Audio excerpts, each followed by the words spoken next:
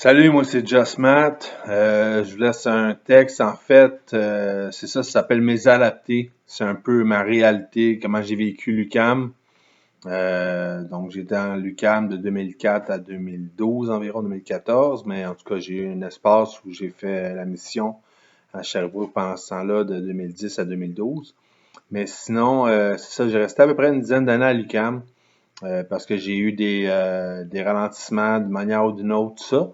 Puis ceux qui savent comment ça fonctionne, l'UQAM, ben c'est ça, d'habitude, 3 ans, ça prend pour avoir un bac.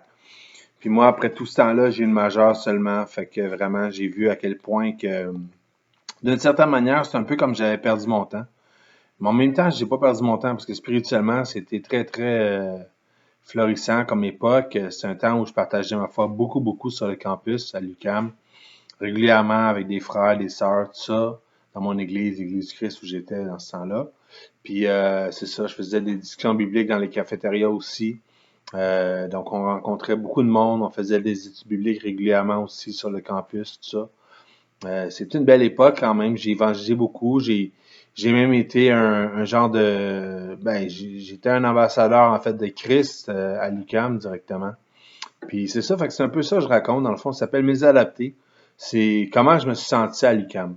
Fait que checkez bien ça. Ça, c'est pour tous ceux qui se sentent à côté de la traque. J'ai essayé l'UQAM tant que j'ai pu, mais je me suis toujours trouvé whack. Je me back de 10 ans. Quand j'ai fait mes premiers pas dans cette école-là, j'avais pas juste l'impression, en fait, je fitais pas nulle part, trop petit pis style arrogant. Je pense à montrer aux petits jeunes du temps. Je flashais ben trop pareil comme si j'étais un yo avec des exhausts du temps. Prisonnier d'une mère de prep, j'ai passé 10 ans à faire un supposé bac.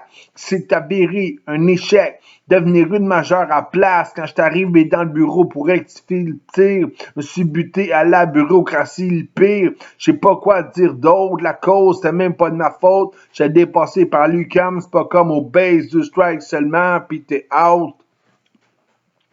Je peux pas dire que j'ai souffert le martyr, non, j'ai pas souffert tant que ça, mais c'était long en salle, j'avais tout le temps l'impression que j'étais le seul à venir de Montréal.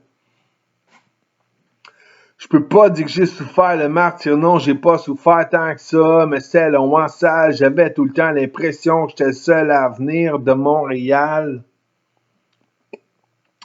C'est curieux, malgré que j'étais censé représenter la lumière, je me sentais le seul ténébreux, plus vieux que la plupart des étudiants.